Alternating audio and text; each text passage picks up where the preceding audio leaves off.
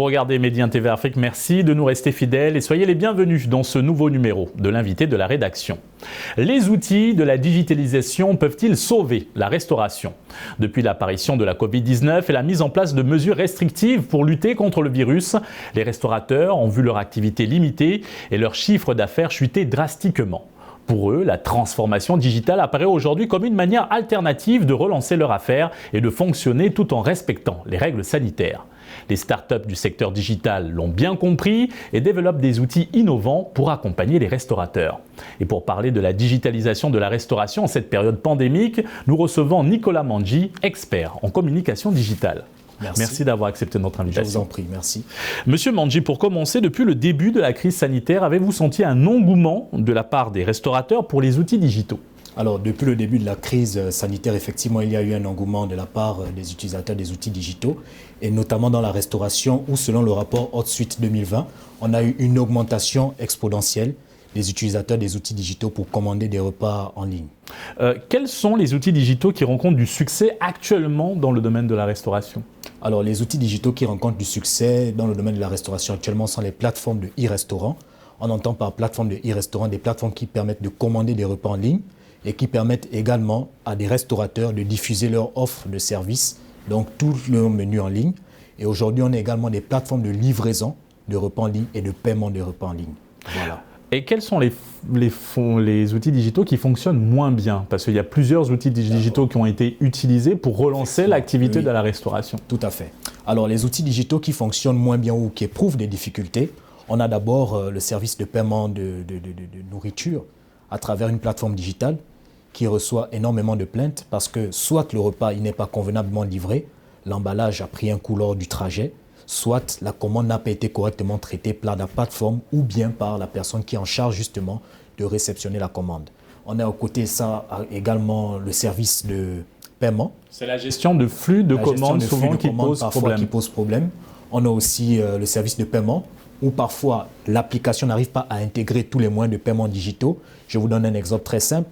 Supposons qu'une personne utilise une application X ou Y qui permette de payer, une autre personne utilise le mobile money, une autre utilise par exemple une carte Visa ou Mastercard. Malheureusement, sur la plateforme, on a rarement des plateformes aujourd'hui qui arrivent à intégrer tous ces systèmes. Et donc, ça fait en sorte qu'il y a des personnes qui sont souvent exclues des moyens de paiement digitaux via des applications de e-restaurant. Alors, comment les inclure dans ce processus de transformation digitale et comment résoudre ce problème de paiement en ligne dans le domaine de la restauration? C'est très simple. C'est-à-dire qu'aujourd'hui, les plateformes de e-restaurant doivent tout simplement aller vers l'intégration pleine de tout l'écosystème de paiement au niveau du digital, en prenant en compte aussi bien ceux qui ont les cartes, ceux qui utilisent le mobile money et ceux qui utilisent d'autres applications de moyens de paiement. Alors, comment les restaurateurs aujourd'hui et surtout leur clientèle s'adaptent-ils à cette transformation digitale? Qu'avez-vous vu sur le terrain? Alors, sur le terrain, qu'est-ce qu'on a vu? On a vu aujourd'hui des applications qui ont permis à des restaurateurs d'avoir du référencement et beaucoup ont adhéré justement pour avoir la possibilité de faire plus de communication en ligne, communication digitale.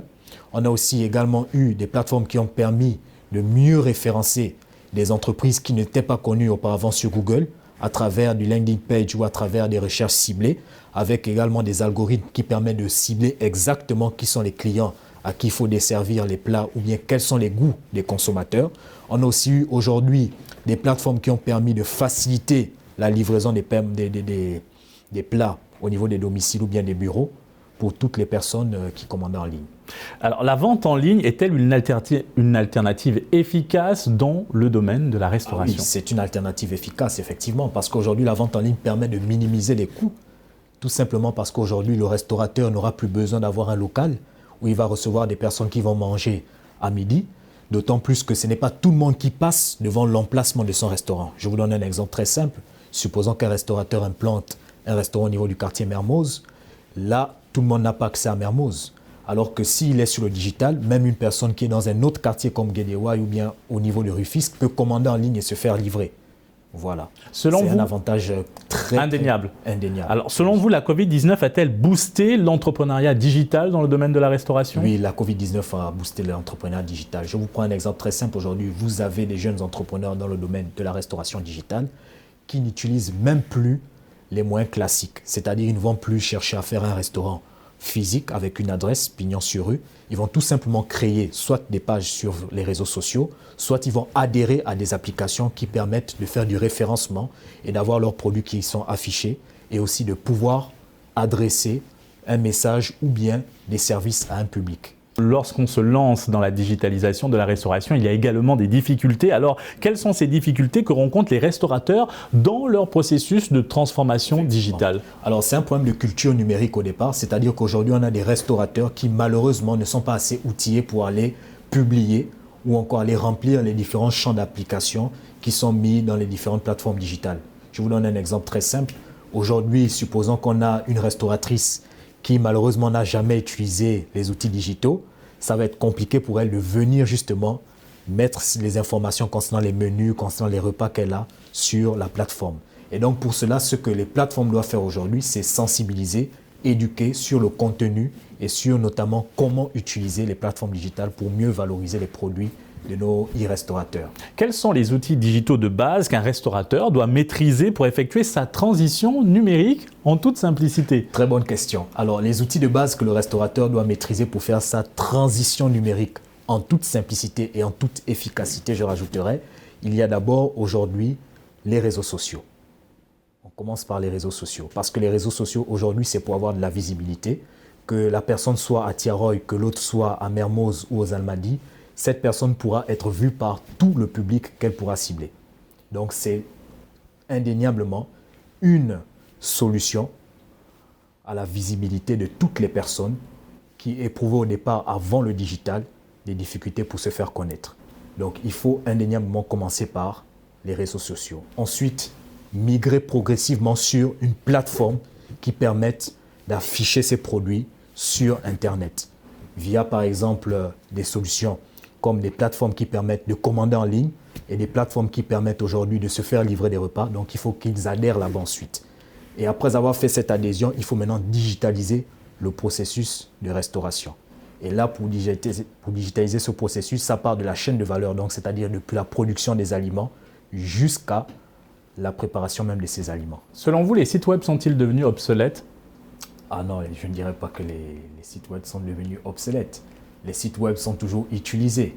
Mais aujourd'hui, il faut quand même le dire et le reconnaître, c'est que les applications ont pris largement le dessus sur les sites web. Tout simplement parce que les applications ont permis ou ont apporté un plus à la vie quotidienne de tout le monde. Alors comment un restaurateur peut-il se démarquer dans cet écosystème en pleine ascension, en plein développement?